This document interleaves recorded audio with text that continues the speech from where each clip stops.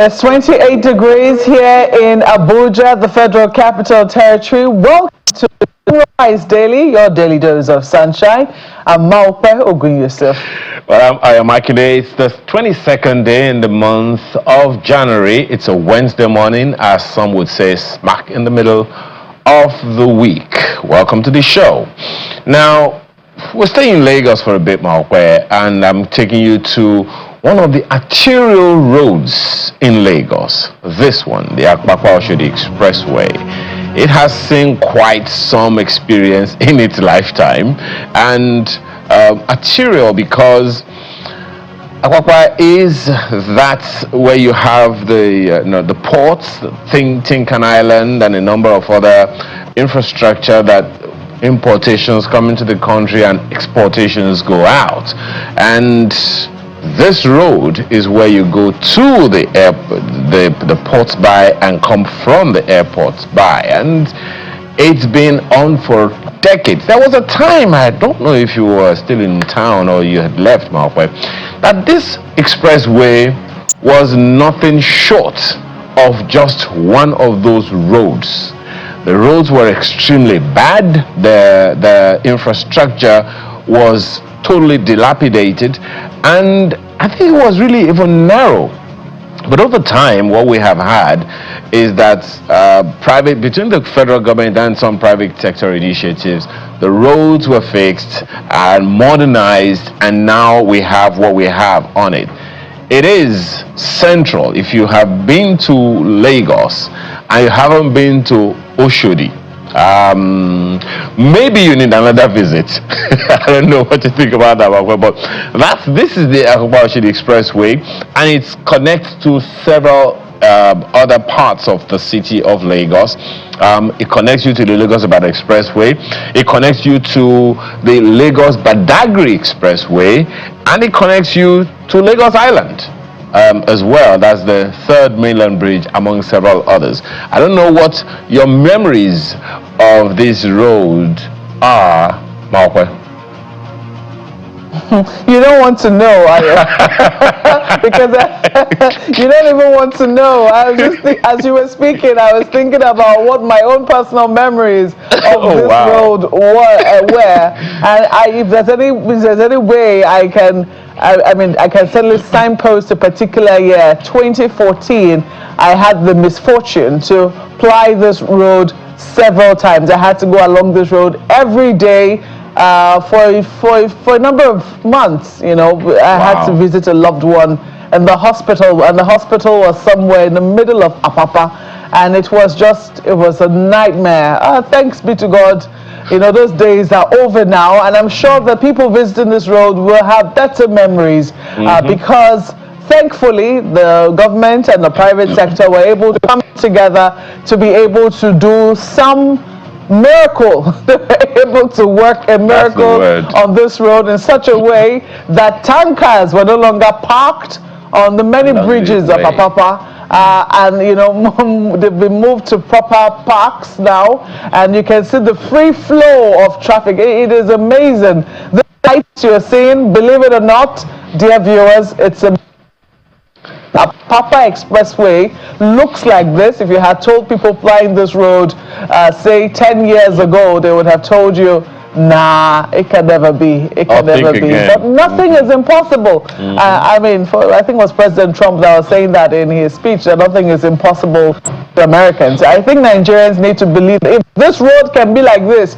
if Oshodi could be cleared, we ought to have it also, you know, in our psyche, that to us Nigerians, nothing is impossible. So I urge you, enjoy the sights and sounds as we show it to you, because believe it or not, if you haven't been to Oshodi, Apapa Expressway, and this road, you're so right, it's so critical to the movement of traffic in Lagos. It's critical to everything, critical to even the economy of Nigeria, because if this road collapses, I tell you, a lot of Nigerian businesses will suffer. This is a major road, bringing in goods and services from the ports, into the country. It was constructed, from what we understand, in 1975. The construction happened between 1975 to 1978, but sadly we didn't quite expand on the infrastructure. We should have had alongside it rail infrastructure, to be able to move things out of the port.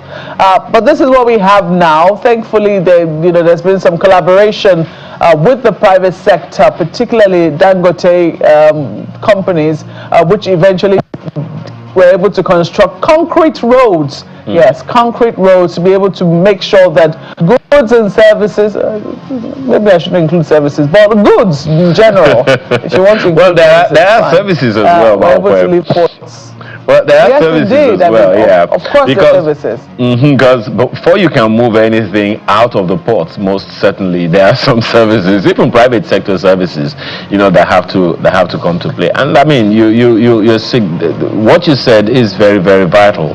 Now, we have to praise the efforts of the Lagos State government, even though one would say that the infrastructure has quite some things to do with the federal government, but it affected Lagosians a lot.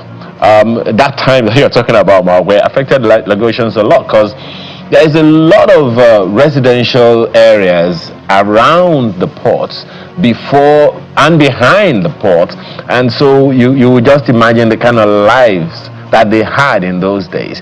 I want to hope that they now have some kind of respite, Maokwe. I really do rejoice with them, because those days, I tell you, 2013, I think maybe from 2011, 2012, 2013, 2014, those days were hell. And I really did sympathize with the people who lived around there. I mean, for me, it was just a visitor.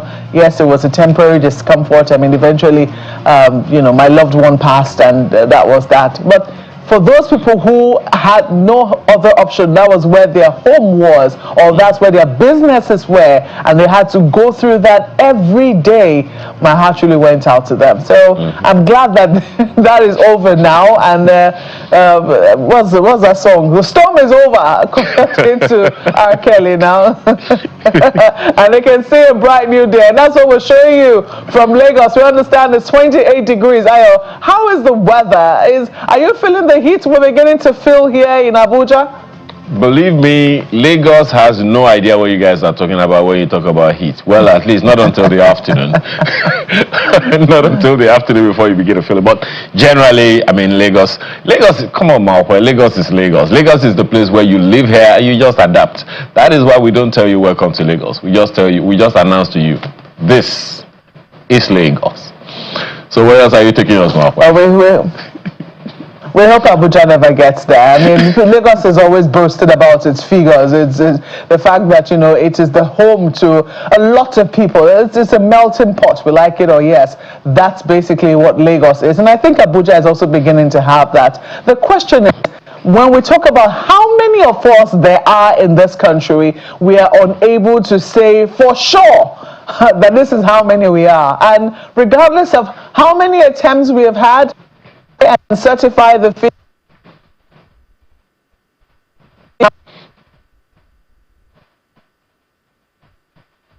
If I can take that from you, Maokwe, and it's actually, yes. Go ahead, because I mean it's actually quite instructive, the things that you're saying, because we're talking about Lagos. I think it was in 2006 when the federal government conducted a census. Lagos had to go along to conduct its own. Unfortunately, they had disparity. The figures were not the same at the time, and we've been struggling to do that. I remember officials of the National Population Commission coming on our programs severally just to talk about the need to do this, the need to do that. They have actually gone some length.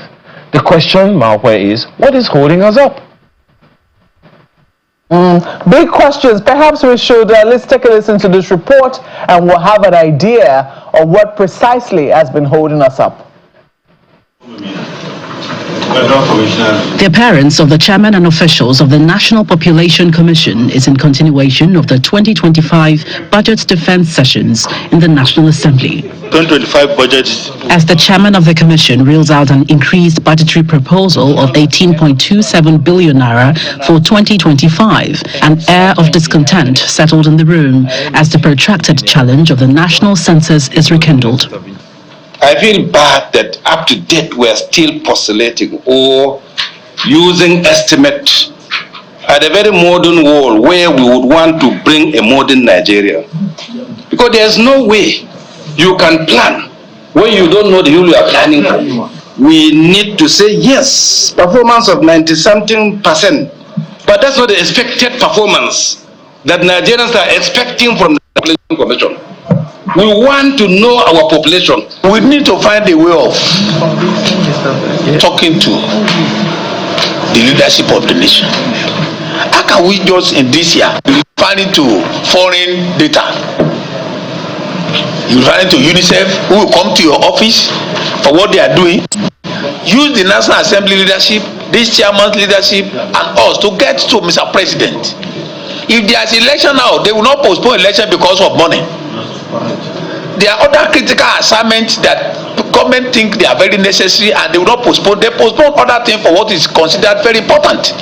We have to let the government know that this is equally very, very important. Lawmakers took turns to lambaste the procrastination that has accompanied the nation's population census in the last 90 years. We are not going to rest on our oars until this census takes place within the jurisdiction of this government by Allah's grace. I have written to see Mr. President so that I can brief him. He wants the census to be conducted with biometrics, and we don't want to also be accusing the riverine people of counting fishes in the north of counting cows. So if we do census with biometrics, you can be definitely sure that people were actually enumerated. What you want. Elsewhere, the Minister of Marine and Blue Economy appears before a joint committee addressing various queries while advocating for increased funding. Dredging of the Niger. What are the plans there? Yes, the issue of dredging is very important to ensure that our waterways are navigable at all times. Again, there's need to make adequate funding available. My appeal is to the committee to please ensure that we want to be able to unlock the potentials in the economy. There's a need for proper funding. Meanwhile, against the backdrop of the recent telecoms hike, the ministry tenders for explanations. The hike is also based on inflation globally. This is a sector that's not increased price for a long time. But also, how do we support them to ensure that these companies continue to stay sustainable? This is a sector that employs about 15,000 people directly, but also the price hike is not significant to the point where it becomes painful for our people. As the budget's defense deadline narrows, more officials are expected into the National Assembly this week to defend their proposed budgets. From the National Assembly, Gloria Umezuke, Channels Television News. So those were some of the highlights from the budget defense presentation yesterday, and you heard amongst them the agitation around the constant postponement of the census, and we'll wait and see if the census DG is able to see the president or the National Population Commission, is able to see the president and impress upon him the importance of why this census is really, really necessary. But it's part of what we're going to be discussing much later today and much later in this program, so we're going to ask you to please stay tuned and don't go anywhere.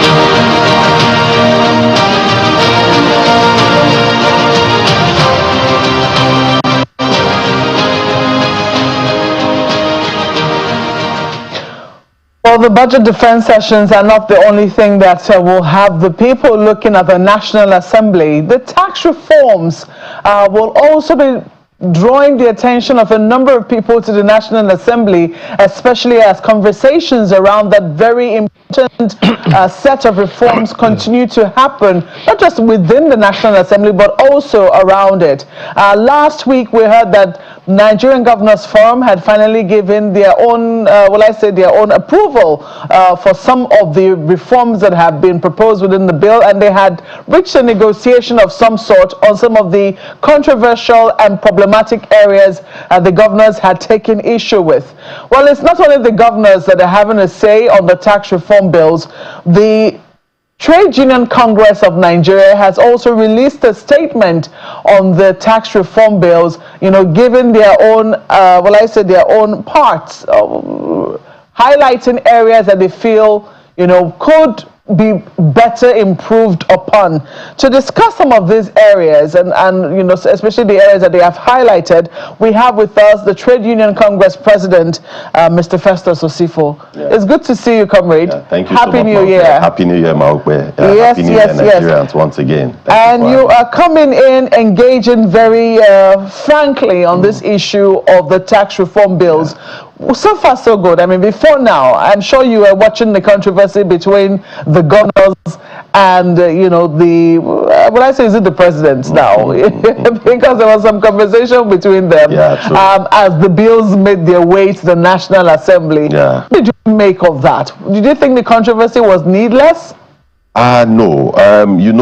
When it comes to taxes. So if you could remember what happened in the Aba Women riot it was in 1929 when taxes and levies were being imposed, on the people. So when it comes to issue of taxes and tax administration, it's always very complex. It's something that draws the attention of all stakeholders in the society because when you ask people to pay more tax or when you are redefining the sharing formula of taxes, you have those kind of issues. So it was actually expected because from the governor's standpoint, there wasn't enough consultations before the four tax bills was sent to the National Assembly. But thank God that they've been able to have some semblance of agreement in moving forward. So generally, I don't really think that it was a needless conversation. I think it was quite healthy. I think it was quite good for the system. But overall, I think the outcome of that negotiation, some of the outcomes that we have read, is to the benefit of Nigerians, and it aligns with the position of Trade Union. The position of Trade Union Congress in our NEC meeting that we had in Abuja on the 26th of November 2024. So it quite aligned with us, issues relating to the VAT, for example, because for us, our position there was very strong that Nigerians has really been battered over the years. So now introducing another increment in VAT from 7.5 to a gradual increment that will now accumulate into 15%, that for us, we think that was one tax too many and that government should take it back. And I think from the agreement struck, we could see that was prominent in it.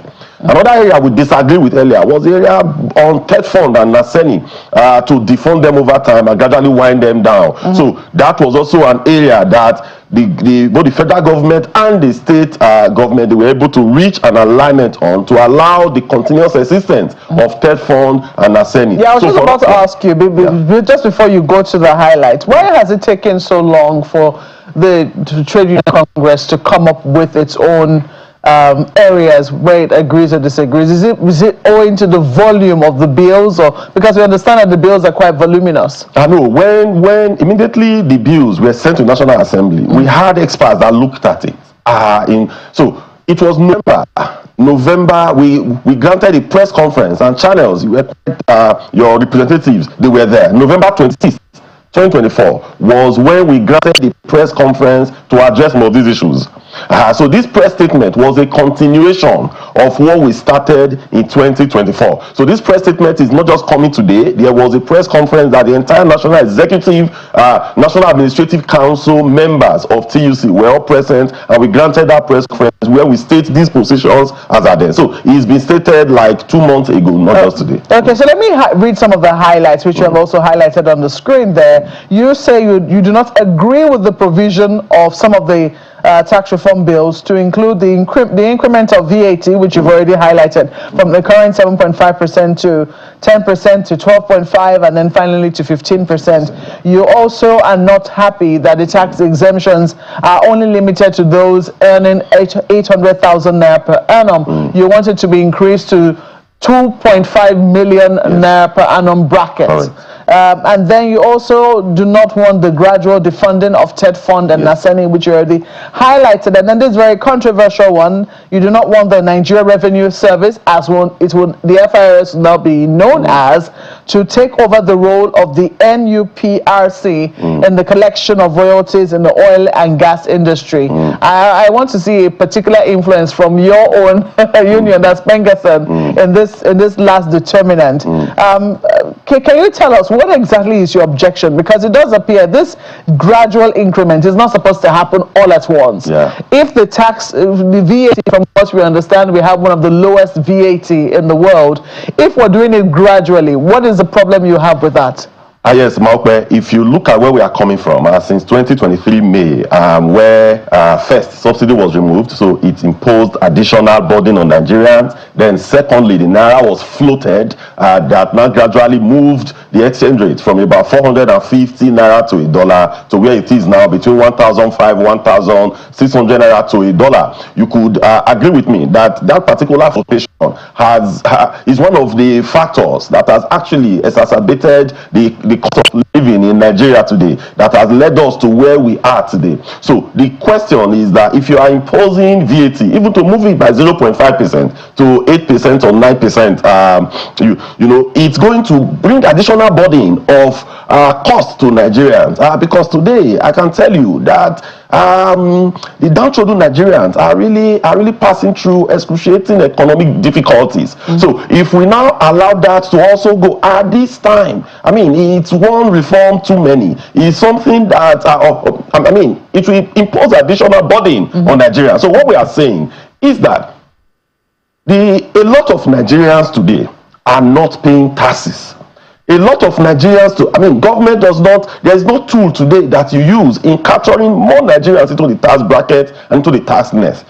From our study, we believe that it is not up to about 20 or 35% of Nigerians and businesses who ought to pay tax that are paying tax with the current law. So why can't government, for example, expand the base, bring in more people into it? Because all you want is revenue, right? So if you bring in more people into that tax net, you should be able to collect more taxes. And if you also look at it, a lot of those taxes that are collected, when we talk about multiple taxations, if you go to like states and local government, a lot of those taxes does not even find a way into federal coffer. That is why when you see a particular governor, the governor will come and say, I just came in 3-4 months into my administration, I have increased the tax collection by the time generated revenue by over 100%. How did they do it? Was it magic? No. All they did was that they made the system much more efficient to bring in more people into the net. So what we are saying is that there should be much more better efficiency in the tax collection system so that you will bring in more people. If you want to impose such thing, it is not just now in any way, because it will further, bring about more pains for Nigerians. What about the argument that a lot of the items, that people used to pay VAT on have now been exempted? That essential items which the poor really need and everyday Nigerians need, for instance, pharmaceutical products, baby food, this and essential items have been exempt from VAT, and that should naturally take care of those who are in a very vulnerable category. That those who really feel the import of the VAT are businesses, and also those within a particular bracket who can afford extra luxury items. Yeah, so if the VAT, it's only on luxury items. If it's only on luxury items, then we wouldn't have much challenges. But if you look at it, if you do a transfer today of 5,000 naira, 2,000 naira to your loved one, you're going to pay VAT on it. So you pay VAT according to the proportion of what you send. But in that category is almost constant. So you are going to pay VAT on it, even if you do a token of 2,000 naira transfer to your son who is in the university, to your child who is somewhere that needs help. You pay VAT on it. So it is not just for luxury items alone. If it is luxury item, then we could have a better conversation, because for us, all we are after is those things that will affect the downtrodden workers and the downtrodden Nigerians. So maybe we can look at those items and we expand it much more, because there are a lot of other taxes, items that VAT is being imposed on, and that the masses will bear the burden. It is not just luxury items alone. Well, this bracket, this 800,000 naira bracket, which you're seeking to expand to 2.5 million naira, some people will say that it's a bit tricky in the sense that a lot of citizens, the contract between citizens and the government is that people should be able to pay taxes, and as such it makes them want to question what it is that the government is using their funds for, no matter how little they're contributing to the general purse. So if you increase the tax bracket, the tax bracket of those who are exempt from paying taxes, some people will argue that is going to affect a lot of people, particularly in areas where people do not really earn much. It will mean that a lot of people will now become exempt. Don't you think that there must have been some research that would have prompted them to say, oh no, it's only those who earn, say, 800,000 naira and less that should be exempt from paying taxes? If you take 800,000 naira and you divide it by 12, you see that it's less than 70,000 naira minimum wage. So what that means is that even with the exemption, someone earning 70,000 naira will still pay tax, because you have 70,000 naira times 12. That is going to give you about 840 million naira. One of the arguments that came when we were debating on the fuel subsidy removal, one of the arguments that came then was that, oh no, we are subsidizing the rich and not the poor. That we will find mechanism and tools with which we will support the poor. Someone earning 2.5 million naira today in Nigeria is relatively poor. That will give you somewhere around 200,000 naira per month. If you earn 200,000 naira per month today, you may spend half of that money in transportation costs, depending on where you stay. When you're not talking about housing, you're not talking about clothing, the three basic necessities of life, it may be difficult for you to even live. So let's not look at the volume, but let's look at the value. Today, I say about 4 or 5 years ago, if you talk about 200,000 naira, you could say, okay, relatively, this is a huge amount of money. But today, when you talk about 200,000 naira, it is a far cry from what the value was as at even 2 years before now. So that is why we feel that the people in that bracket, that things are relatively difficult for them, and that because government has said in the past that, okay, we are looking for mechanisms with which we will take care of these people. Government today bring palliatives. Government today bring different measures to cater for the downtrodden. But this is one thing that we get directly to them. This is one item that, if implemented, you will not have people at the stopgap, people in the middle, that is going to siphon the money, because it is what you earn and it comes directly to you. So 200,000 naira is something. Let me be very specific. If you were to divide 2.5 million naira by 12, what you will get is 208,333 naira. So if you say 200,000, what if they paid the 8,000 naira as tax? So what if you were to look at people within that bracket to say, what if they paid minimal tax, but they paid something as well? To say you are totally exempt, would they really feel like members, bona fide citizens of Nigeria? In negotiations and in trade union activities, you don't come up with your barest minimum. So you ask for what you think is the best. But during negotiations and conversations, we could come to we could have some a middle point that will satisfy all. But for us, as it is today, it has not even satisfied the plight of those that are earning the minimum wage. So we have asked for what we think is the best, is a demand.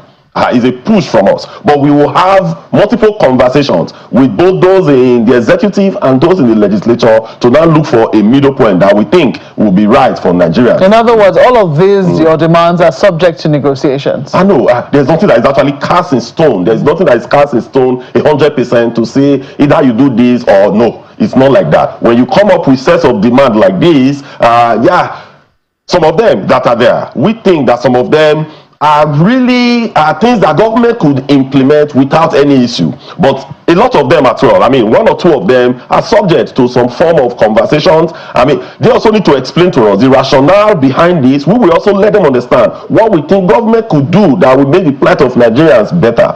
Because you agree with me that the value of our currency, I don't want to use the word eroded, but the value of our currency has declined significantly. That today, even someone earning 300,000 naira, you struggle to survive, and the person struggles to live. And that is the reality that we face today as a people. Quite a number of issues to take on with you. I want to quickly ask whether, when you look at the broad, because for the governors and the executive arm of government, that's the federal government, the bone of contention was really around VAT and derivation, which is usually shared. VAT now, from what we all know, is shared around derivation, is shared around population, and shared around equality. And the governors have come up with a formula they think is still favorable. They want population to be decreased by 10% and then derivation to be increased by 10%. The federal government had initially proposed that derivation should be given a huge chunk of 60%. There are those, I saw this, it's not me, in the social media space, who have said, why don't we just do it 50-50? To say 50% derivation, 50% equality. Then why do we still need this population in a country where population is still a very controversial matter? What is your thinking around that? Yes, for us, we love the derivation-based component that was introduced into the VAT distribution system. Because what derivation does is that it makes the subnationals to be much more serious and to be much more accountable and to be much more efficient and to go about their processes and drive, bring a lot of investors and improve productivity. Because if you, like what was obtainable before, it was really not the best way to go.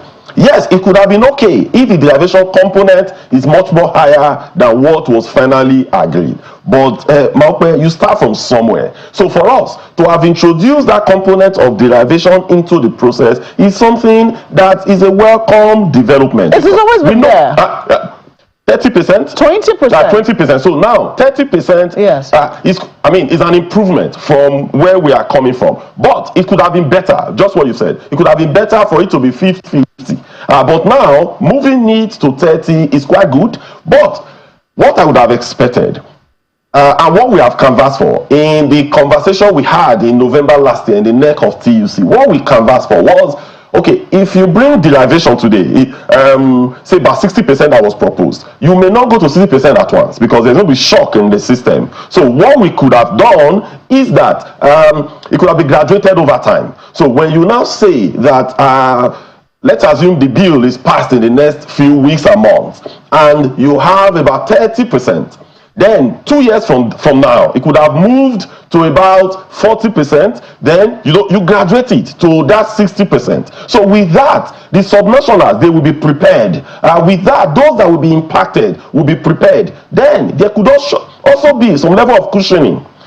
So that these people will be able to pay salaries. But we strongly believe that when the necessary adjustment is made to this tax reform, these tax bills, the pile will increase, and the monies that will be available to subnationals from the Nigerian Revenue Services, as the case may be eventually, would also increase, so that they will be able to meet their obligations. But if we have graduated it from what has been placed there now to 30%, or rather what has been agreed is not being approved by National Assembly as 30%. So if it's graduated over time, maybe between now and the next 5-6 years to about 60%, so that it will give time to the subnationals to actually prepare and accommodate the shock. Well, I do know that I also have questions for you. Over to you, Ayo. Thank you, Maokwe. And I'd like to take it from the subnationals that you talked about, Mr. Osifo. More money is going to go to the states as a result of these initiatives, but it will seem like your position, the position of the TUC, doesn't include anything around accountability, so as to maximize the productivity that is expected to come as a result of this increased resources to the states.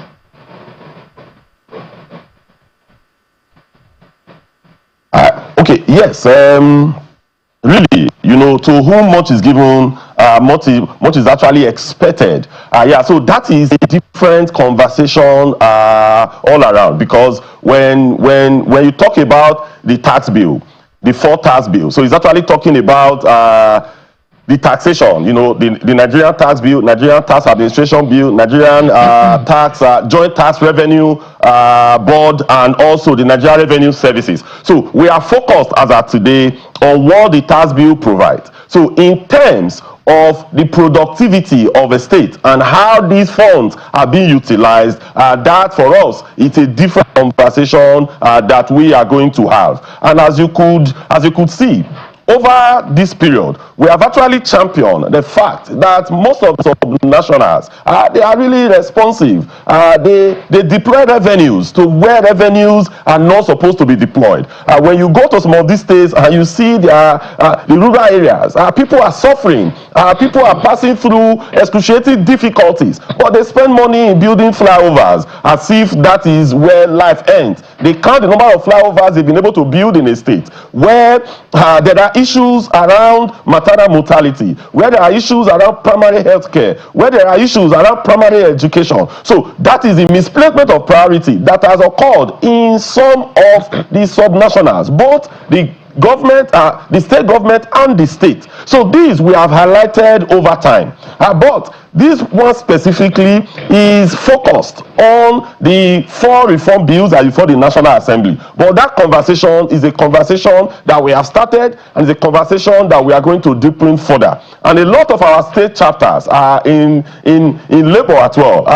They are also championing those conversations, because when issues of a minimum wage came across the state levels, what happened eventually was that some of the states that were able to raise the minimum wage above the threshold of 70,000 naira, those were the conversations that the states, TUC and also NLC and JNC, put forward to ensure that minimum wage was raised, because they asked some of these vital questions. How are you allocating your resources? Today, the money that is available to you, both from the federation account and internally generated revenue, has doubled. How has this affected the lives of the downtrodden Nigerians? Mr. Osifo, my apologies for butting you. One would have expected that those questions would have come up before now, because on the one hand, the TUC is saying, okay, we're making certain demands that will affect workers. And of course, that is justified. That's your job. At least that's what you want to happen. But then there have been additional resources to states over time, and we haven't heard the voice of any labor organization or labor body as a result of that. There's a position in the public that there are some states that still couldn't pay the previous minimum wage, can't still pay the current minimum wage, and now you are asking that some reductions should come from what is supposed to go into whatever development should come from the states. Yes, Ayo, there is no state today that cannot pay the current minimum wage. As we speak, almost all states, maybe apart from all states paying that minimum wage right today? Yes. So as of today, we are doing collation from our last NEC meeting that we had in November 2024. The respective state council chairmen, they are members of NEC of TUC. So this question that you asked was asked. because before the meeting, we did a collation. And in that collation, we asked them to send us reports on what is happening across the states. So as at November 26th, 2024, from the next meeting, is about 4 or 5 states that we still have those challenges with. But as we speak today, we could have, say, about 30 states that are currently, doing the threshold of a minimum wage. But Ayo, the challenge is not actually minimum wage, as we have opined over time. The challenge is a consequential adjustment. Ayo, there is no worker in the state today that is in grade level 1, step 1. None. There is, in fact, if you have a primary school certificate, you start from grade level 2. What that means is that you're supposed to earn above minimum wage. So what we discovered is this. Some states will come out and just announce, the new minimum wage is 72,000 naira, for example. But when you go deep down, you will realize that the proper consequential adjustment is not done. So why I can't answer that your question 100% today, because we are not relying exclusively to those announcements that are just made that, we are paying 70,000 naira or 70,000 naira minimum wage. But it is a consequential adjustment. That is why we are collating reports from across our states today to actually know how the consequential adjustment was implemented. Because that is really the consequence of the minimum wage. Somebody before, if you were joining a state ministry, for example, before the new minimum wage, and your salary was 120,000 naira, when the minimum wage was 30,000 naira. Today, the minimum wage is 70,000 naira. How did that now reflect to a graduate that is joining our grade level 8 that before now was earning 120,000 naira? Is that graduate today earning up to 200,000 naira? So those are the details. Yeah, just as you said, Mr. Sifo, I think it's conversation that's to be had, and we'll hope that you get back to us on the data that you are collating. But then your statement, and you have also spoken to it this morning, about TET Fund and Naseni. Now, the question that I would want to ask is, because one of the issues a number of people over time, and I'm sure you're aware of that as well, have had is whether or not there is significant accountability, for which reason the federal government have thought that, maybe we need to begin to make some adjustments so that we can do do better in the future, not too far away. So if you were to make any suggestion, what accountability frameworks do you think can be introduced to ensure that TET Fund and Naseni are used effectively for the expected educational and technological improvements? Yeah, thank you so much, Ayo, for that question. Because at times there is the old saying that you don't throw away the baby with the bathwater. So let's assume before now that you have issues of accountability with TET Fund. It does not necessarily mean that because you have issues of accountability, you have to now let TET Fund go. Because as has been opined from all quarter, when you go to various institutions in Nigeria, you are going to see in fact the project that you will see maybe in the last decade is attributable to TET Fund. So what all parties should do is that let TET Fund exist, but the accountability model and matrix can be deepened further. Today, the oil and gas industry, for example, we have the PTDF. PTDF, they've done marvelously well in terms of training in the oil and gas industry. There are some matrices that they have used. You have never heard of any scandal regarding PTDF. They have been extremely accountable, and they have been keeping their books right. The funds that they get, they deploy it, and at the end, it's properly accounted for. So we could export such model that PTDF is using today. We could export that to TET Fund as well. But not to say, because TET Fund has had some issues over time, we should just wind it down. Because our fear is that that may affect the quality of education even beyond where it is today. You could agree with me that even with the intervention of TET Fund, we still have major challenges with our universities. But if you not remove that, where are we now going to be in the next 4-5 years? It raises that question again. My apologies, Mr. Osin. It raises that question again and again. It's not the first time that we've had interventions of various agencies of government and even private sector organizations, in developing or improving our educational infrastructure in the country. What do you think really is lacking? Is it a problem of coordination, a problem of direction? What exactly is it that is hindering our investments in particularly tertiary education? You would agree, Mr. Osifo, back in the 80s, in the 90s, the federal government sourced the brain of this nation from these institutions. So, and there are those who will tell you that we have lost a lot as a result of that.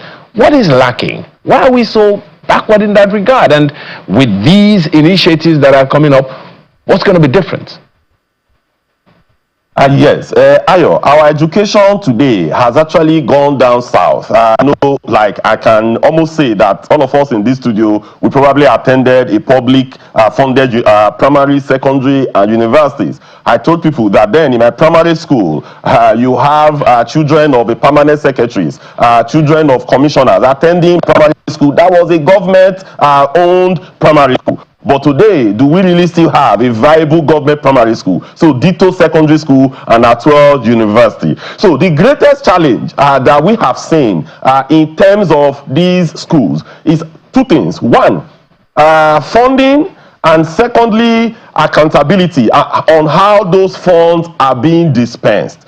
Today, we have some universities in Nigeria whose internally generated revenue is quite humongous. But at the end, these monies are not properly accounted for. So funding is one of the major challenges. If you check our budget, for example, if you take the entire fund that is being budgeted for education sector to pay both for recurrent and capital expenditure, if you take that entire fund and you put it into our universities alone, without paying salaries, they will not move an inch. They will not be able to deliver.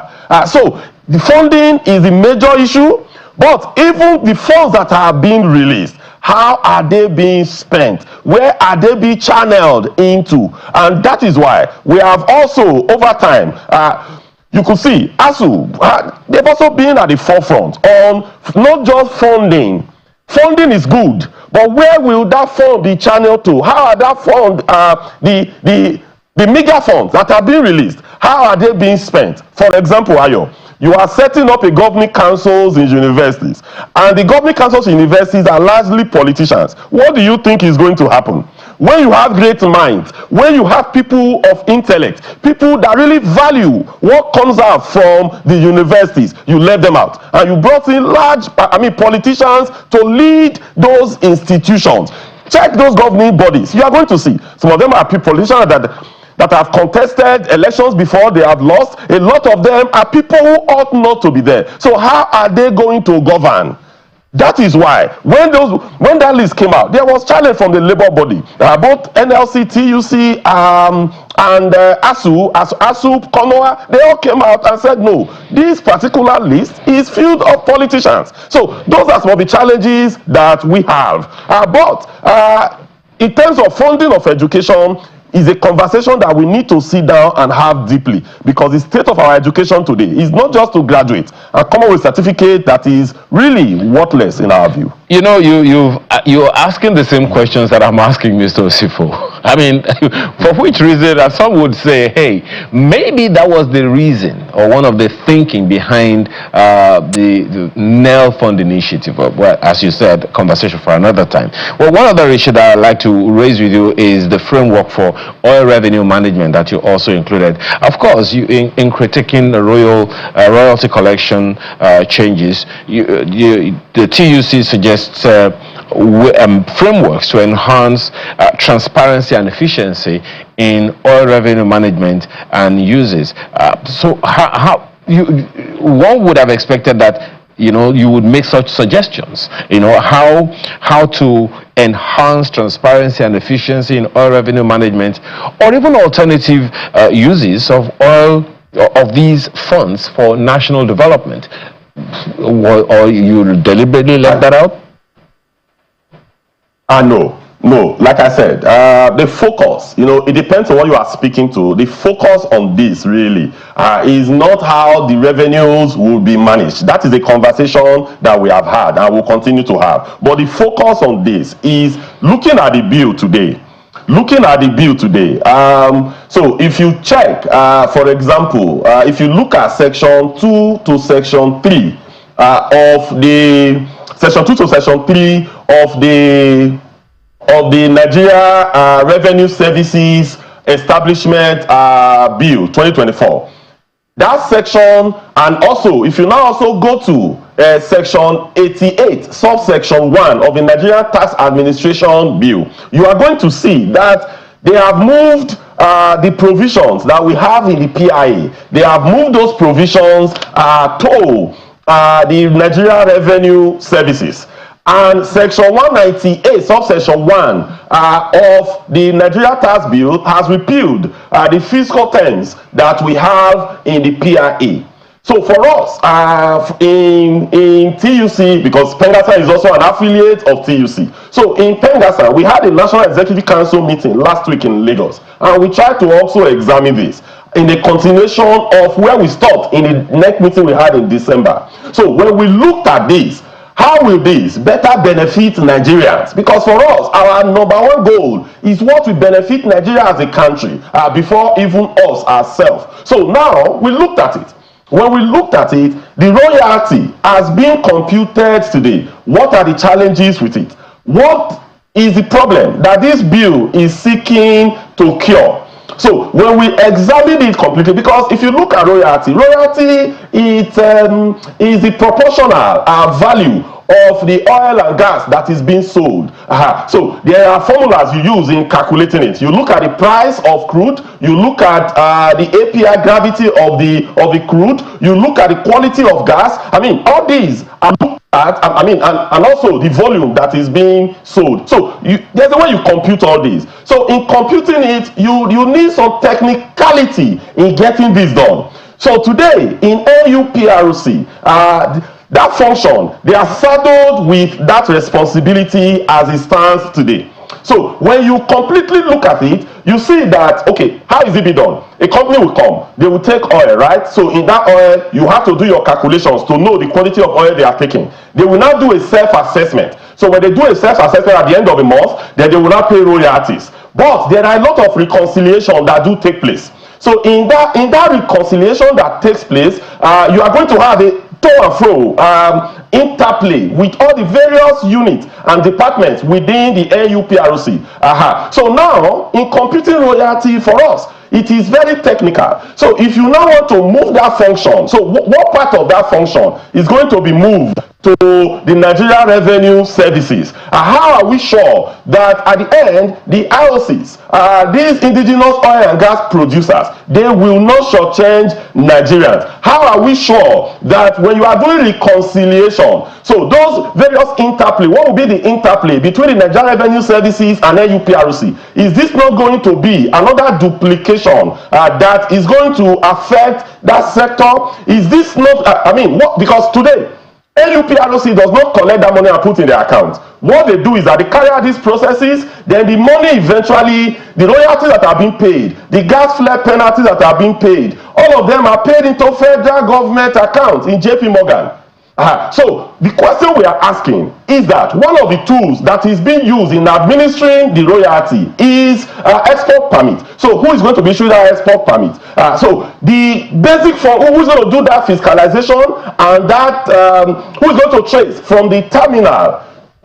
You have done exports, right? So now, when you are doing that reconciliation, you need to go to the terminal to get some certain values. You need to trace it to the wellhead. Then from the wellhead, you now need to do further oil and gas accounting in order to arrive at what the right royalty should be. So the question that we are asking is that all these should be properly tailored out so that it will not bring about disinvestment in the oil and gas industry, and it will not hamper, the regulations that we have today in the oil and gas industry. But thankfully, we'll be having a meeting with those in authority in the next few days, where we'll sit down and look at all these, and all our gray areas will be put forward, and we also expect that they will come up with their position, and we'll have a middle point and a way out of it. So the question for me is, where are you putting forward these gray areas? Because you've asked very important questions about, this very last point which you've raised, which is the NUPRC. The question is, where are you putting forward these arguments? Are you going to wait for the public hearing, or do you intend to have an engagement, just as the governors have done with the committee, with the Taiwo-Oyedele-led committee that yes. came up with that? What precisely is your modus operandi? Yes, our modus operandi, we started it before now. Just late last year, we had engagement with, I had engagement with the chairman of FROIS and his team. So we had some conversations. Around these issues. Then after that as well, we've also had some level of engagement with members of the committee. But the next meeting we are going to have is going to be over the weekend, and that meeting is going to be on the executive. Still, the Taiwo-Oyedele committee as well as the FROIS chairman. So we'll make our point known. Our point is actually on this particular subject is from the national interest perspective. It is not about how it will affect any individual in NUPROC or Pengasa, but how should we push this forward so that Nigeria as a country will not be shortchanged, so that when we pass this bill, we will be better for it, so that we will not come back in 6 months' time and start re-amending the act again. You remember, Maupe, I was in your studio when we were discussing then about double regulator, both the upstream and downstream. We came and we said international best practice is that you have one single regulator for the entire oil and gas industry. But we went to public hearing, we canvassed for it, but in their wisdom, they shared it into 2. I could tell you that has not really worked too well for the Nigerian oil and gas industry today, because the high value that we saw before the PIA was passed is still there. So now introducing a third leg to it will lead no further disincentivize those that want to invest in these sectors. So those are the issues that we'll be championing. We'll be having engagement over the weekend. Well, we'll look forward to how those conversations will go. But Mr. Taiwo-Oyedele was telling us about that, in most countries too, best practices is that you have one central agency collecting taxes on behalf of government. So the challenge is not about where the tax is paid. Today, those taxes are paid to government. So if, for example, Nigeria Revenue Services want to open dedicated accounts for the monies to be paid into, is welcome. But what we are saying is that the expertise that is involved in doing these reconciliation calculations, it is deep in the oil and gas industry. So that is our own concern. Well, we'll see just how far your negotiations go with the National Assembly and also the Taiwo-Oyedele-led organization. We have to thank you so much for coming on Sunrise Daily this morning. Mr. Festus Osifo is the president of the Trade Union Congress. Are you still the president of Pengasa? Yes, correct.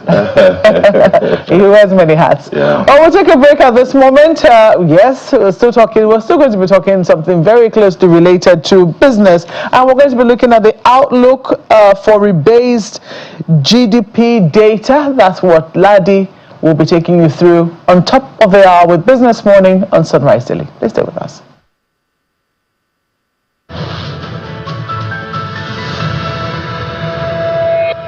Thank you, Mark. Well, yeah, so much to look out for today on the show. First off, let's get to the top stories that set to agenda. It's the midweek trading session that's starting right now, but let's get a check on what's playing out in the FX market. What played out in the FX market, that was yesterday. We see the Naira experience a slight depreciation, trading within a range of about 1,540 Naira to 1,552 Naira to the dollar, closed at 1,552, reflecting a 0.18% decline. Additionally, we see Nigeria's gross external reserves. That's a minor decrease of about 0.14%, standing at $40.30 billion as of January 15, 2025. Let's get a check on the oil market now. See oil prices slid today, extending the losses as the markets, digesting President Donald Trump's bold policies on his day one in office, with most of those declarations. And we see Brent crude, that's down about 36 cents, trading 0.49% down, $78.91 a barrel for that's Brent. WTI crude, that's trading at $75.36 a barrel, 0.61%. So we're seeing oil starting off quite weak there in a market Let's get a check on other stories now. The Nigerian Midstream and Downstream Petroleum Regulatory Authority says it has given a license approval for the construction of a new refinery in Delta State. In a post on its official X handle, the NNDPRA's chief executive, Mr. Farouk Ahmed, said he presented a license to establish a 10,000 barrels per day refinery at Imode-Igeli, Delta State, to MRO Energy Limited. This development comes 2 months after the regulator granted a license to Process Design and Development Limited to establish and construct a new 27,000 barrels per day refinery located at Dolowore Akko area of Gombe State. The latest approval also signifies that Nigeria now officially has about 11 modular and regular refineries, adding to the nation's refining capacity.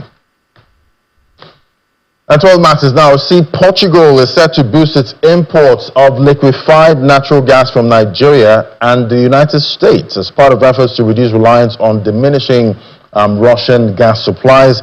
In a statement at the World Economic Forum in Davos, Portuguese Environment Minister highlighted the move following sanctions on Russian oil and gas imports that's through the pipelines. According to the data from grid operator REN, in 2024, Portugal imported 49.141 gigawatt hours of natural gas, with Nigeria supplying 51% of liquefied natural gas. The US, that contributed about 40%, and Russia accounting for just 4.4%. So we see other countries there taking advantage of that gap there. And now to the telecoms industry. The National Association of Telecoms Subscribers, that's NATCOMS, they're rejecting the 50% increase in telecoms tariff, which was announced by the National Communications Commission. That was on Monday. I guess that's expected. Customers would obviously reject a price hike. The president of NATCOMS, Deolu Ogunbajo, he made this known, says the association kicks against the 50% hike, citing that a 5% to 10% marginal increase was a better option, according to him. He also mentioned that NATCOMS has decided to take decisive action to stop the NCC from implementing the tariff increase, as the telecoms regulator did not consult subscribers on the matter, because at the end of the day, I guess the subscribers are the ones that are going to pay. So there's still a lot to look out for there when it comes to the tariff increase there for telecom operators. All right, now to some market news. We see Stanbic IBTC Holdings has unveiled the facts behind its 148 billion naira rights issue in Lagos yesterday. The holding company says the event underscores its commitment to maintaining transparency with investors while bolstering stakeholder confidence as it solidifies its position in the capital market. The rights issue opened on January 15 and closes on February 21st, 2025. Take a listen. Stanbic IBTC Holdings PLC is in the spotlight as it hosts its much anticipated Facts Behind the Rights issue presentation at the Nigerian Exchange Group House in Lagos. The session provides stakeholders and investors with insights into the holding company recently announced 148 billion naira rights issue, offering over 2.9 billion ordinary shares of 50 kobo each at a discount rate of 50 naira 50 kobo per share, below the current market price.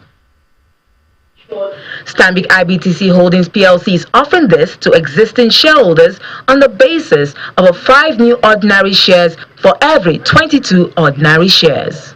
The executive management of the company speaks of the group's track record. Following the CPI capitalization policy in 2005, IBTC merged with Chartered Bank and Egypt Bank, changing its name to IBTC Chartered Bank.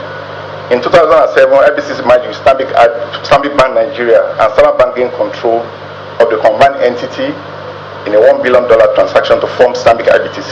In 2012, following the cancellation of the universal banking license regime by the central bank, the holding company construct was adopted. We started with 8 subsidiaries, and we have seen grown to 11 subsidiaries, adding insurance brokerage, life insurance, and lately payment services. The chief executive of Stanbic IBTC Bank, Mr. Wole Adeniyi, outlines how the proceeds of the capital raise will be allocated. 42% of this proceeds will go into the corporate and investment banking part of our business. 27% will go into our business and commercial banking.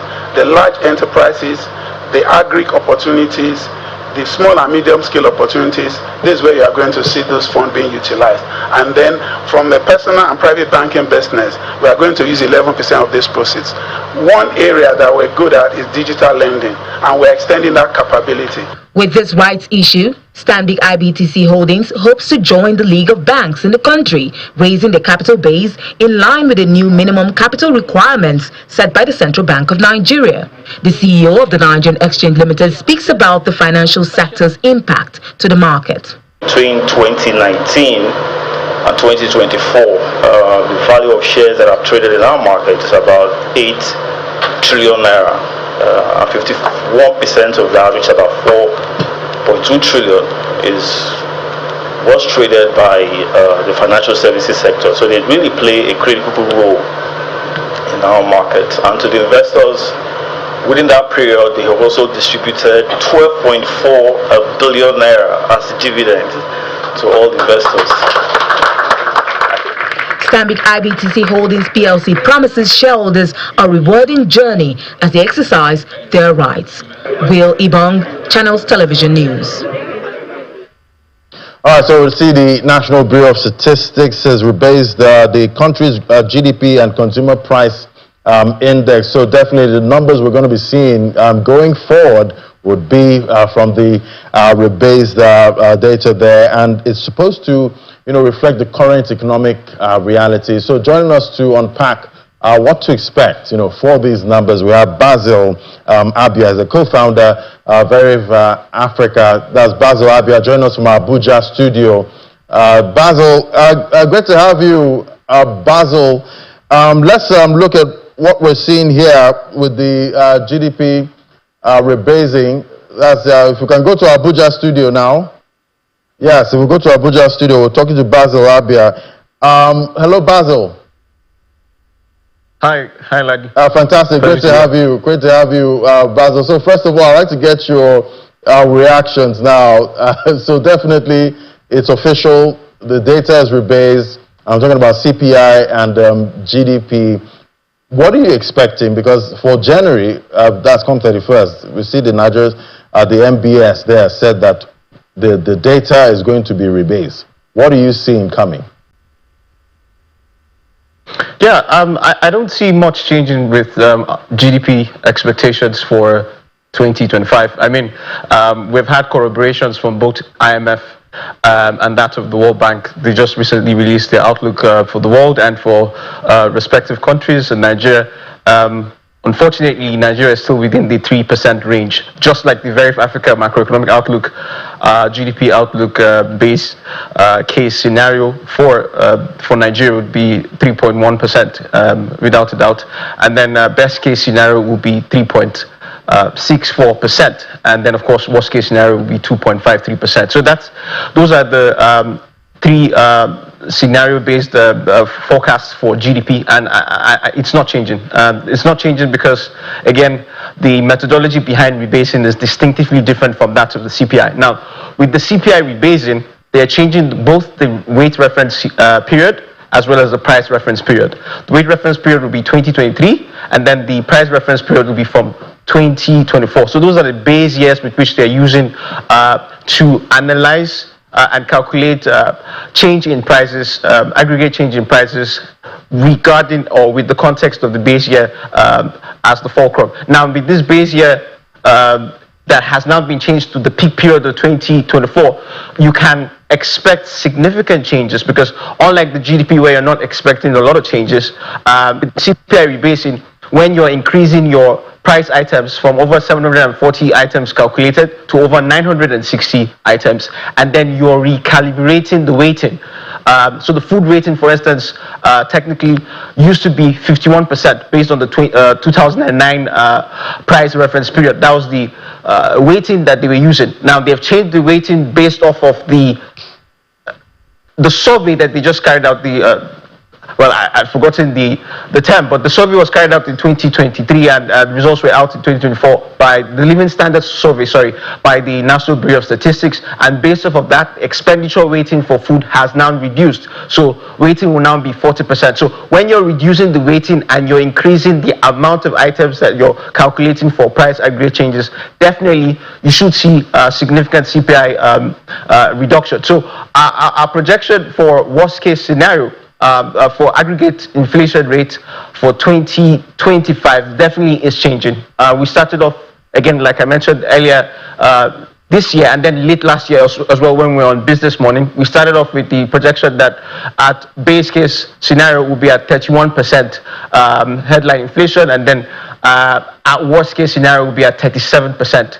Now, unfortunately, fortunately, we have that reduction to at least the 20 percentile range rather than the 30 percentile range. So what do I mean by that? It means that because of the context of the CPI rebasing and the methodology that I just explained, the calculations now reduce to around the 20% range. So for best case scenario, we're expecting headline inflation to be aggregate of 24%. And then for base case scenario, we're expecting it to be at 27.01%.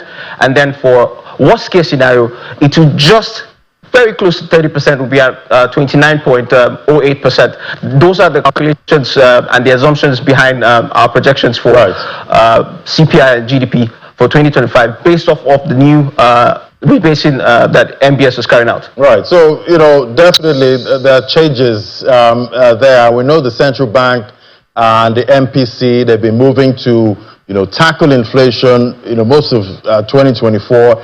It's a new year, 2025, and I guess the battle against inflation continues. But do you think the rebasing, does it help the CBN MPC with the decision, or does it make it a little more sketchy for them? It makes it more sketchy. Definitely does that, because what you're seeing, again, because the peak period for the price reference is in 2024, the base year is 2024, and there's distinctive context to read in there. The context is that most of the price shocks happened in 2024. Yes, a lot of the shock therapy carried out by CBN and the Bola Tinubu presidency was carried out in 2023. You had the devaluation of the naira. You had the cross-reflective tariffs in electricity. You also had the subsidy removal and just adjustments of price from 198 naira per liter to over 600 naira per liter. And then again in October 2024, there was another adjustment to over 1,000 naira per liter. It's hovering between 1,100 to 900 naira per liter. So all of these adjustments saw most of the price shocks happen in 2024. And when you use that, you also have to put the context what the month-on-month inflation rate is. Aggregate month-on-month inflation was about 2.15%. So if you put all of this into context, of course, you're going to have inflation rate that is not really reflecting the aggregate adjustment of prices on a monthly basis, and that gives it a much tougher job for the Monetary Policy Committee. But again, like I said, due to our projections not being significantly different from what we had already said 2025 was going to give us last year, this year using the CPI rebasing, because the base year is still the base case scenario is still hovering around 25%, 26%, and 27%. That adjustment, while sketchy, it still be something that the MPC could look to ensure that MPR is still steady. There are no cuts to the MPR hikes, especially if you're reading most of the outlooks for interest rate hikes in the US or in the UK. All right.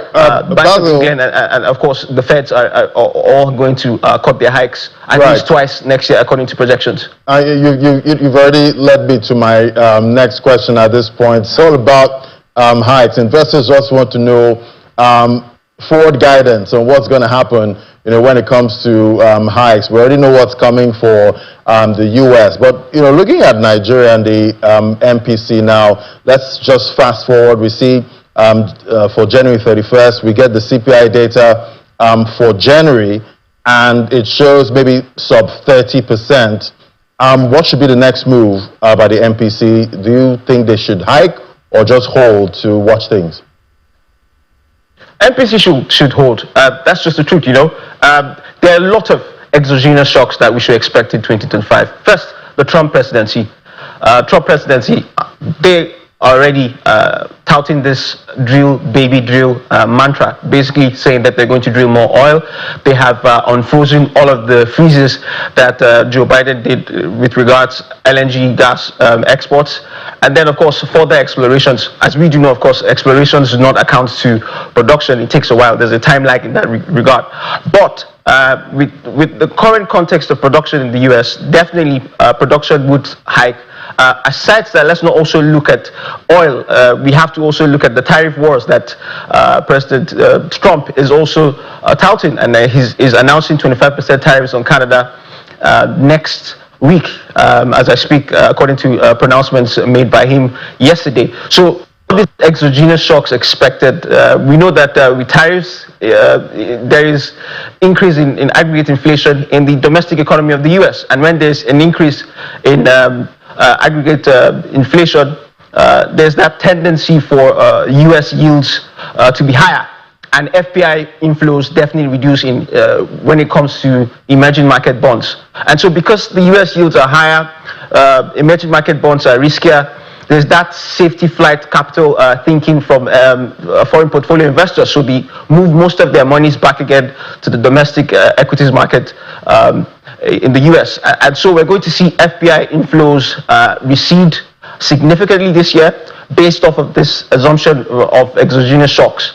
And with that, we're going to obviously see risks to our currency strength. And with risk to our currency strength, like we all know, the inflation pass-through from exchange rate will be very high. So inflation definitely is going to be significant again, not as heavy with the price shocks of last year, but definitely those price shocks from the exogenous shocks will be there. And I think that the MPC folks would want to hold. My advice is that they should hold. All right, definitely, I'm sure some were hoping would all leave inflation behind in 2024, but that's not looking like the case. Well, thank you so much, Basil Abia, as a co-founder Veriv Africa. Always great to have your perspective. Thank you so much. Thank you, Ladi. Always a pleasure. All right, take a break now. When we come back, we're going to head straight to the fixed income market and get a sense of what to expect for the Naira. That's in a moment. Just stay with us.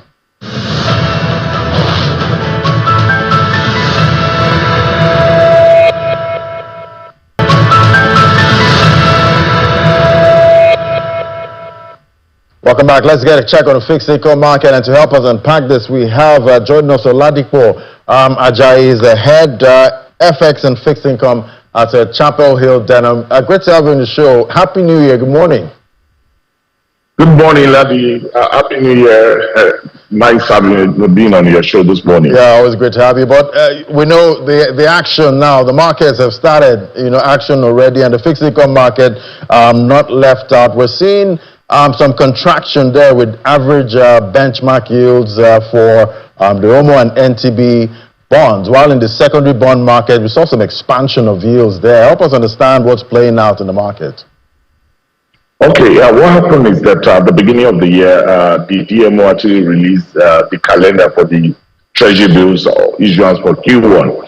And what we noticed was that the total maturity that we are expecting in Q1 is about 5.2 trillion, and the total issuance for Q1 is about 4.3 trillion. So what that means is that there will be net inflow of about 900 billion into the market in Q1. So the signal that this sent to the market is the fact that market is expected to be a bit aggressive in that direction, and that's one of the reasons why you are seeing that from the last NTB auction, where the rate closed around 22.66 levels. Now the same instrument is trading around 21.5% in the market. That's about 110 basis points from where it was actually issued a fortnight ago. And exactly the opposite to what is happening in the bond market, because when the calendar was released, we noticed that the DMO is ready to issue about 1.8 trillion in Q1. So that's like an average of about 600 billion on every month in Q1. And so the signal that this sends to the market is more like that simply means that the government will continue to crowd out the bond market, and that led to a lot of people trying to actually sell their existing position in anticipation of the new incoming bond. And one thing also that we notice is that the new calendar shows a new 10-year bond.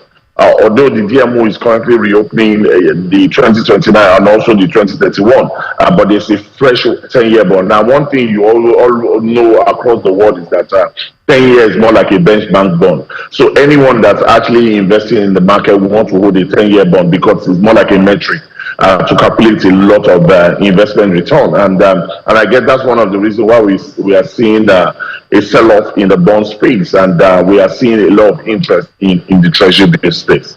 Right. And what are the potential implications of these yield movements, for the Nigerian economy, including, government borrowing? We got that data earlier today, total debt stock hitting 142 trillion.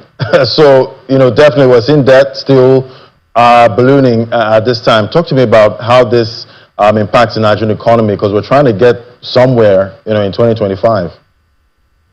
Well, the sense that the market is having from the budget for 2025 is that the government is still a bit bullish in their borrowing structure.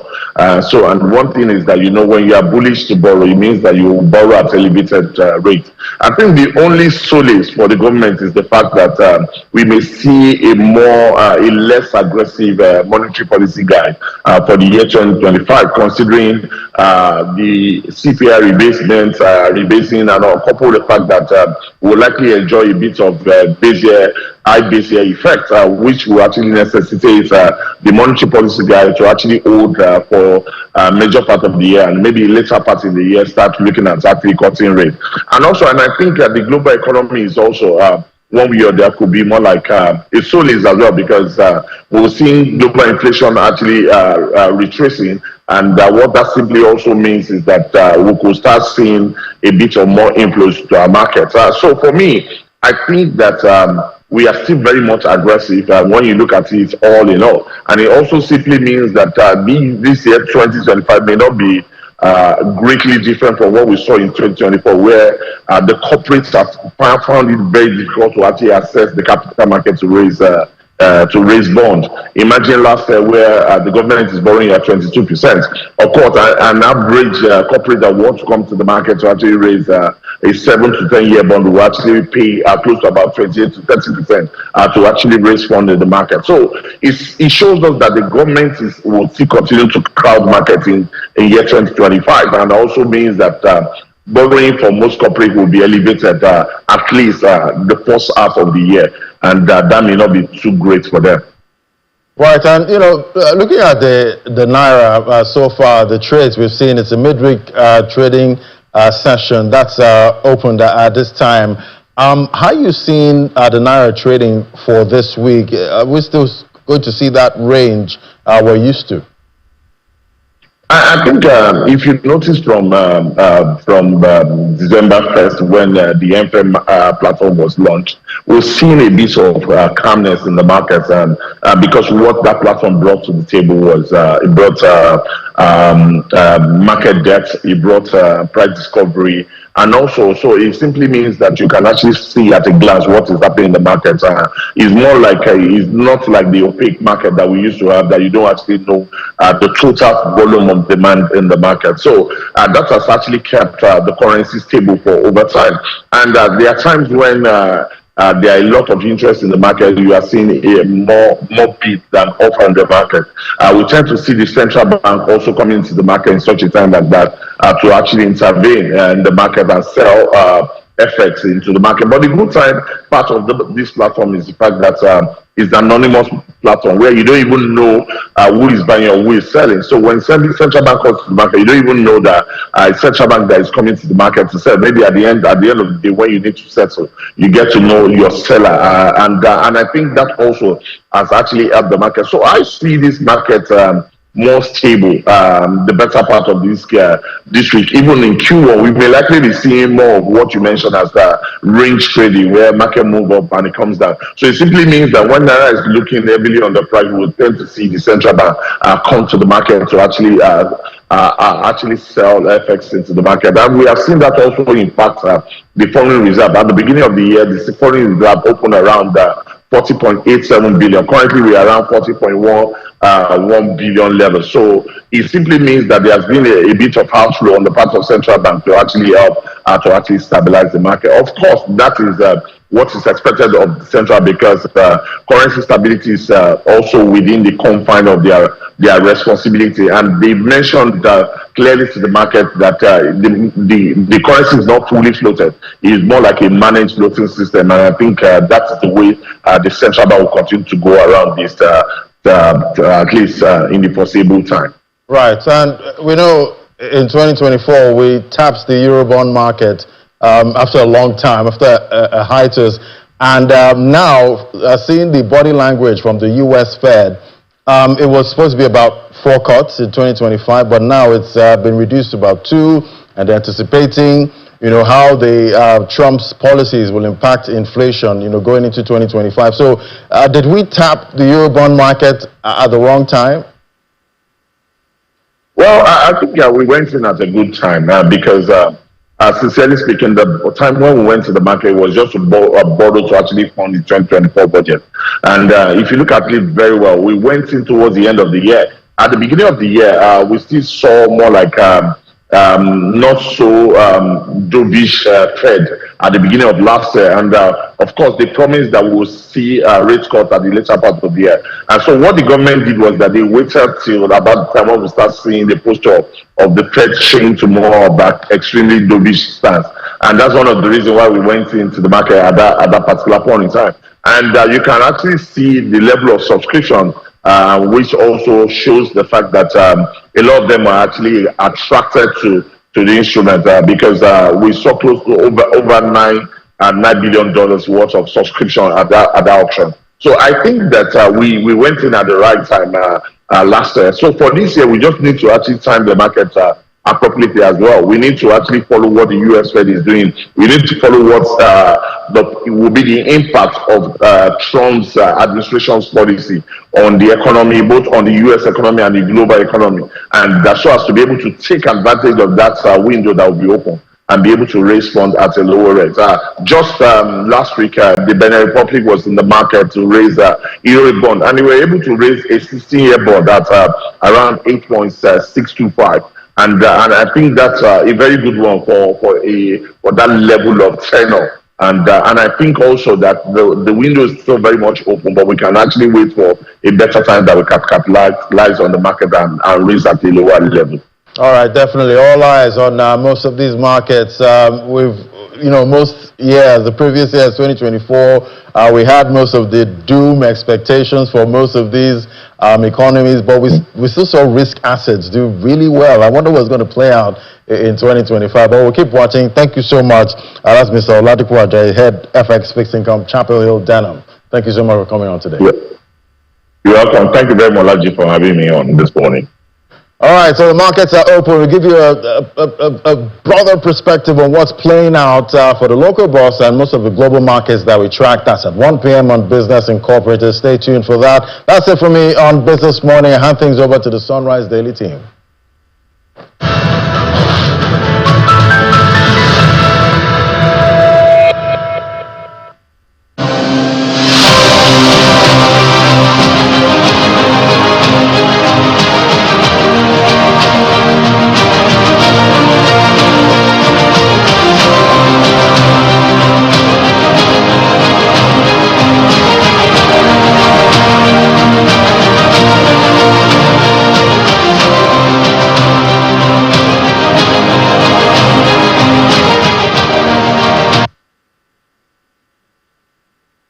That we do in MBS is very sensitive. It's not just to produce data, it's not just figures. When we turn out figures, they are not just mere figures, but they are things that is happening to the citizens in the country. Those figures represent the feelings, the aspirations, and what is happening to our people. That is the only way by which government can plan, by which they can come up with programs, by which they can come up with policies, by which they can come up with projects that will address what is happening to the citizens in the country. That is why it is very important for us to be objective. It is very important for us not to be partial, and it is very important for us not to be emotional. We need to produce data accurate the way it is and give government. If the data is not accurate, even if government want to use it and they are using wrong data, they will not be able to come up with solution to the problem and challenges faced by the citizen. Well, you just heard there from Mr. Adeyemi Adeniran, who is the Statistician General of the Federation, talking about the rebasing of the economy, which will, I think, will be seen by the end of January. It has caused quite a bit of controversy, looking at the methodology which the NBS, that's the National Bureau of Statistics, says it wants to employ. And, you know, quite a number of people have been wading in on the conversation, talking about what precisely would be the most appropriate methodology for rebasing our economy. I think everyone agrees, though, that, you know, we're long overdue for another rebasing of the economy, saying that the last time it was we rebased our economy, was it in 2012 or 2014? I'm a little, a little uncertain now. But joining us this morning to put a little more certainty and perhaps clarity to a bit of some of the controversy that we have seen so far is a very, very renowned economist, Mr. Marcel Okeke, was a former chief economist at Zenith Bank. Mr. Okeke, Happy New Year to you and welcome to Sunrise Daily. Thank you very much. Happy New Year to you and Happy New Year to our viewers. And thank you for having me on this program. Quite a number of things to think about as we enter this new year and as January finally comes to an end. One of the things which we're looking to see is the rebasing of the economy. I think right now we've been told that Nigeria is lagging behind on the African continent. The last time our economy was rebased, we were the largest economy on the African continent. Do you have such expectations that by the time this rebasing is done, perhaps we will be going back to number one? Again, thank you very much for this question. We may or may not come back to number one, you know, but what is important is what do we achieve? What do we hope to achieve? Of what benefit is it to us? If at the end of the day, we arrive at number one, you know, what are the benefits? What do we do with it? What does it attract to us? Or what does it take away from us by being number one? So it's important that, you know, we justify or try to see the, you know, benefits, you know, for our going into rebasing at this point in time. Okay, let me go ahead to say, if the intention of the government is just to flout the title, you know, the toga of being number one economy at this point in time, it will not achieve much. Because one of the things that usually happen when an economy or GDP is rebased is that it will indicate to prospective investors, whether local or foreign, you know, which areas of the economy, you know, that is doing well and that are likely, you know, to be useful and achieve returns to the prospective investors and all that. So, but it is not just rebasing in itself that will achieve this. There are other factors, you know, and you know the situation of the economy now. If you rebase the economy, has it solved the problem of very high inflation? Has it solved the problem of insecurity? Has it solved the problem of infrastructure gap? Are you saying that, sorry, Mr. Okeke, are you saying that, you know, this is an exercise in futility? Is that what you're suggesting? I'm not saying it's an exercise in futility, but I am also saying that the mere fact that the economy is rebased and you begin to flout the figures, whether it makes you number one or number two or number whatever, in itself, you know, does not amount to much. Let me put it that way, does not amount to much. is like an exercise in self-adulation. You then be congratulating yourself that you become number one. That is why the government has to be very, very careful as to the methodology. You understand? Because, for instance, some time ago, I think early last year, they changed the methodology of calculating the rate of unemployment. And instead of the thing that was going close to 40%, especially youth unemployment, it was crashed to around 4% and 5%. What has it solved? You know, at the end of the day, the rate of the unemployment is huge in this economy. So if the problem remains there, even when the government will be congratulating itself that it has crashed, you know, the rate. You know, so, and that is why what the statistician general was saying, you know, is amenable to all kinds of, you know, understanding and interpretation. You know, that the data is reliable and all that and all. Yes, the data could be reliable and all that. But at the end of the day, the data itself, what does it solve? What does it do for the economy? The rate of unemployment is 5% and so forth, where you have millions of people coming out every month, every year, roaming the streets. And that's the reality. So in this case of rebasing the economy, if at the end of the day, our intention is just to tell Africans and tell the whole world that we are number one in Africa, I am telling you that we will not achieve much. Because the people that the investment is supposed to attract, you don't just look at the figure on itself and come to invest. You have other things to consider, which I have mentioned, and which I'm sorry to say Nigeria, you know, does not have those things in place. Thank you. Tell us, I mean, because part of what has really brought up this issue, I mean, apart from the fact that people are wondering whether this is for us to get back to number one position, but some people say we're long overdue for this, and ideally this should happen, is it every 5 years? It's been at least 10 years since the last rebasing took place, and as a result, there are so many other new areas in our economy that we haven't quite taken into account. But some of the areas which the MBS has said it wants to take into account in this new rebasing of the economy has caused a bit of controversy. You know, talking about areas that have to do, some would say, bordering more or less on crime.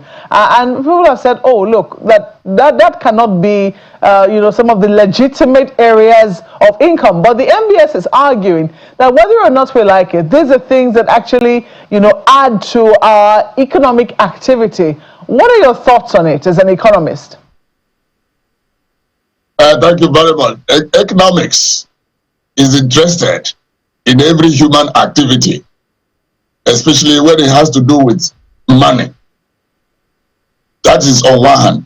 On the other hand, is also to say that Nigeria is not an island unto itself. I want to believe that NBS will operate, you know, on a global scale, meaning that whatever they're going to do will be in line with global best practices. Do you understand? So it's not something that just concoct something and begin to flout it all over the place. There are global institutions, maybe World Bank, IMF, and others, you know, that have to look at these things, you know, before approving them that they're in order or not. You know, so rebasing the economy is not something that Nigeria will just do it unilaterally and begin to flag those figures. So we believe that the statistical body, you know, we do the correct thing at the end of the day. But what we are also saying is that yes, it is due, if you like, overdue to do rebasing of the Nigerian GDP. But we also say that at this point in time, other factors on ground act as counterpoints, if you like, to the realization of the gains that we normally will come with rebasing of the economy. Like if you go back to 2014 when the economy was rebased, a lot of things came with it. There was attraction of investment and our business environment at that time. If you compare to now, you can see that the investment climate in Nigeria today is worse than what it was by that time. That's what I'm talking about. Mr. Kiki, I hear you, but I wanted to get very clearly what your intervention is. If I heard the answer you gave to my question, you're saying that the MBS, well, let me rephrase it and say, are you saying that the MBS is right on the money when it says that it wants to include modular refineries and illegal and hidden activities. These are some of the words that are normally used to couch some of these things, as they're correct in that particular approach in their methodology. Let me say it again. It's a question of whether they are right or wrong in selecting those practitioners in the underground economy, if you like. But I am saying that whatever they are doing will be subject, to certification, to endorsement by some global watchdogs, that standardize these things. You understand? So I am saying at the end of the day, maybe as they proceed, those bodies will prove to them that it's wrong to add those illegal activities. Okay, and they could be dropped. Or at the end of the day, those global bodies will say, go ahead, it is in order. So the way the rebasing is being done here is the way the rebasing of the economy, will be done or ought to be done in every part of the world. So Nigeria cannot manufacture any way of rebasing its GDP different from the rest of the world. You understand? That's the point. Okay, but I was seeking your perspective as an economist without intervention of the World Bank and all these other bodies that certify the methodologies, because I imagine that it is economists that also make up, that eventually reach the standards set for these things. As an economist yourself, do you think that this will be proper to add to a country's GDP? Well, I have told you that economics is interested in every human activity, especially when it involves money.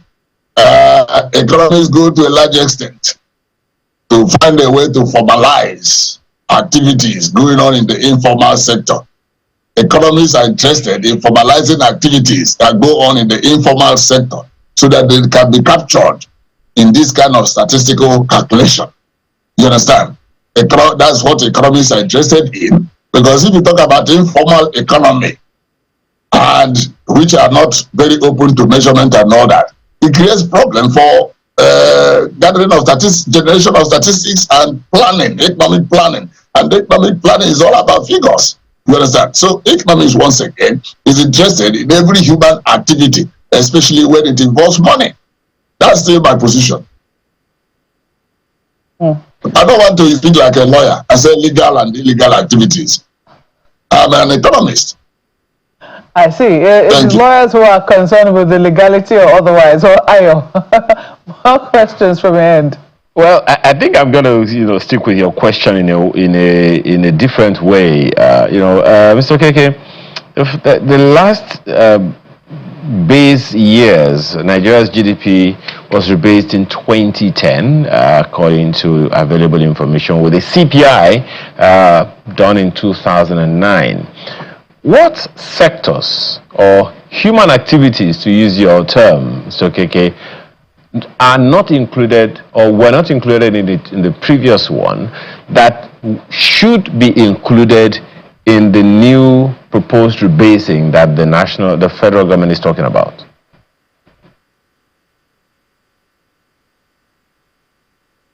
We will have to ask again. There were breaks. Can you hear me now, sir? Yes. Okay, good. I know you have mentioned some human activities, but from where you sit, again, as Papa put it, as an economist and as you've reported, you've repeated a number of times, what human activities should be included in this new rebasing of Nigeria's GDP that were excluded in 2010?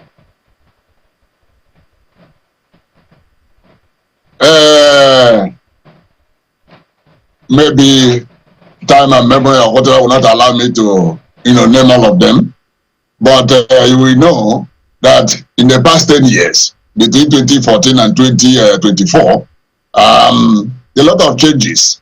Some, sectors of the economy that were doing well in 2014 are not necessarily the ones that are doing well, by today.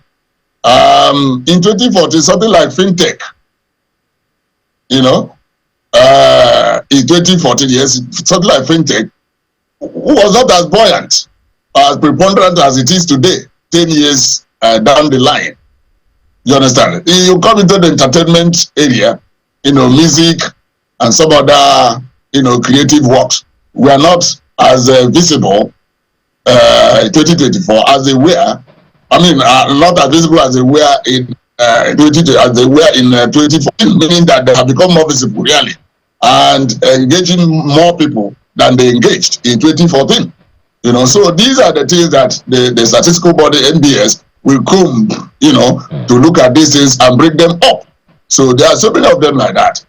Like I said, some activities, some have thinned down, some have expanded and all that. And that is why whatever they come out with, if it turns out credible, and I believe it will be a guide, to potential investors, both within and from outside the Nigerian economy.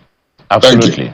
Yeah, but and I mean, to add to that, I mean, you've mentioned quite some critical ones. Nollywood, Nigeria's music wasn't doing this well as it is now in 2014. And Malcolm also mentioned refineries. There are quite a number of them that have happened, that have come up, and some that are also coming up within the next 1-2 years from now. To the best of my knowledge, I think we'll have about 6 that are upcoming. Some have come up, some are still upcoming. Do you think that the potential and the activities in the refining sector will have any significant addition to rebasing Nigeria's GDP?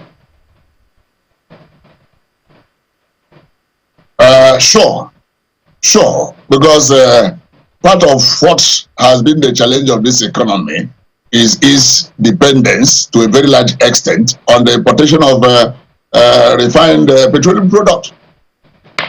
That's the part of the problem of this economy. So, like you said, in the next 1, 2, 3 years, if we are able to have so many of the local refineries, refining to the extent or to such an extent that we no longer import, for local use, or the volume of importation is significantly reduced.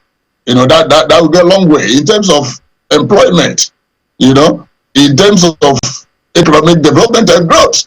What it is, the hundreds of millions of dollars, that leave this country, for the importation of PMS, for example.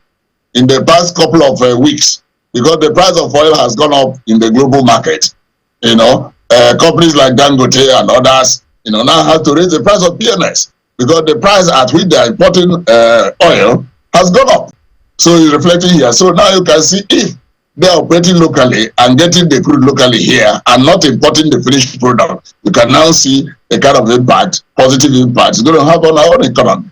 So for sure, it's going to do well for Nigeria. Thank you. Interesting. Even though there are experts that are saying that every economy, even the ones that are self-sufficient or satisfactorily sufficient in refining activities, they still find a way to import. But there is something that you mentioned earlier about that is related to our low trust society. Now, there are fears in some quarters that, the figures might be manipulated to portray a favorable but inaccurate economic outlook. How do we circumvent that? Because on the one hand, we have dwelt on the numbers of NBS over the years. On the other hand, is this low trust quotient? Well, I didn't say that in person, but you also have to remember that I stress the fact that Nigeria is not an island unto itself. The world is a global village. And so if there's to be any kind of manipulation, the whole world will see it, and Nigeria will end up making itself a laughing stock. But I'm also saying that there are organs, global organs or agencies that standardize these things. But again, when it comes to standardization and validation, it is what the NBS here in Nigeria present to them that they work with. It's just like something they do projections about Nigerian economy. IMF and World Bank don't produce their own figures. It is what is generated from here. So I want to believe that the NBS will do the right thing, and these standardizing global agencies, we standardize it. I mean, we just approve it that it conforms, with the global standard, the right way of doing those things. And I want to believe that people who are working the NBS here in Nigeria are professionals who know what to do. I have to do it right without undue political influence. You've taken me to the next question. You've taken me to the next question, Mr. Okeke. Please land on that. I thought you had finished. I was saying without undue political influence, because the problem, the challenge we do have in the economy is that certain decisions, usually,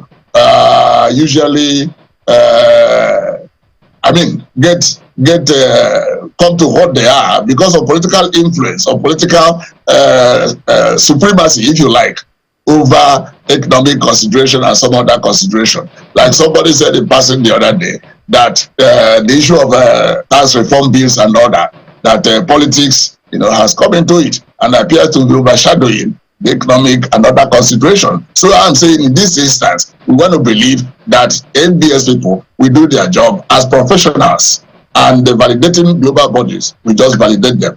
That's the position I'm taking. Well, still on that political interference thing, it's one of the institutional challenges that NBS has. I'm wondering how you think, that should be addressed, because I'm not sure it is something that the NBS can address itself. There are instances of political actors making effort to undermine the Bureau's capacity or capability to do its job through, and they come at the agencies because, attacking its leadership and all of that. Another institutional challenge that the MBS has been said to have over the years is that of financial neglect, which limits its ability to perform critical service. What are your thoughts on how the NBS, or how we all as a nation, can help the NBS to navigate these challenges so that the figures are, as you say, credible locally and internationally?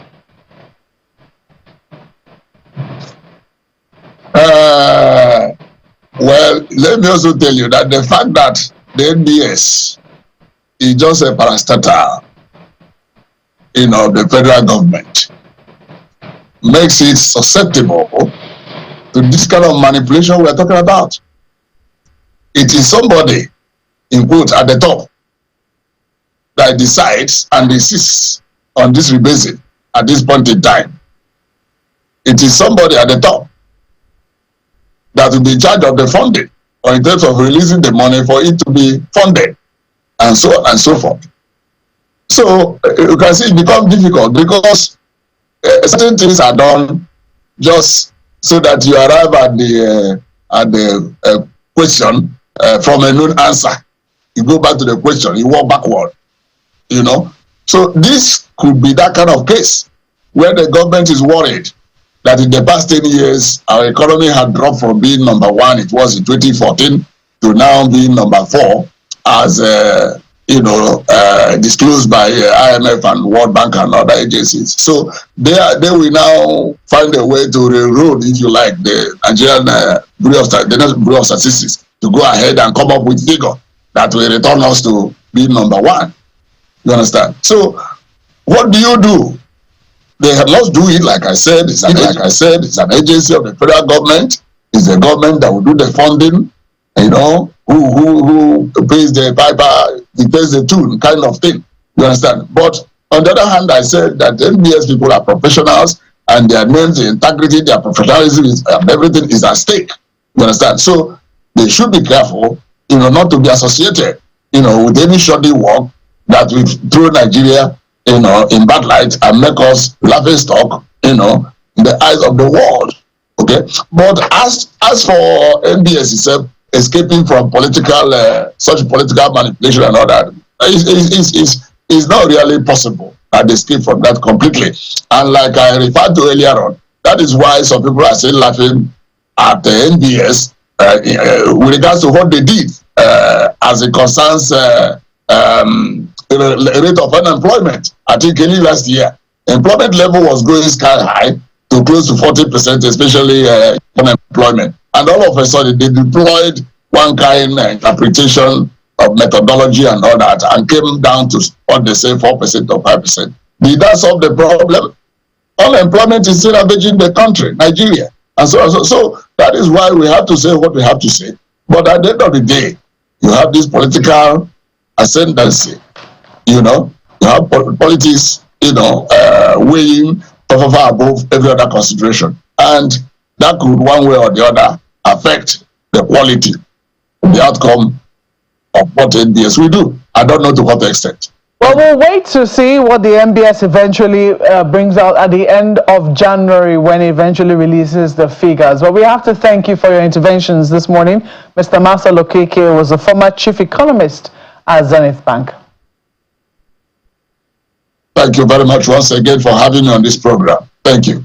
Do have a good day, sir. Well, let's take a look at some of the feedback that we've received from you. Mr. Festus Akimboyewa says, kudos to the federal government for taking minimum wage earners out of paying income tax in the new tax bills. However, federal government needs to expand the tax net because without taxes, it will be impossible to invest in hospitals, schools, defense, electricity, water, transport, etc.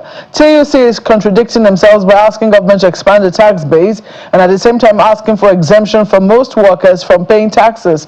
Nigerians must see taxes as an important fact of national life. You also go on to say, no doubt that the economy needs a robust tax system that can respond to the pressures on public finances and funding capital expenditure, especially now the government is recording trillions of naira in budget deficit.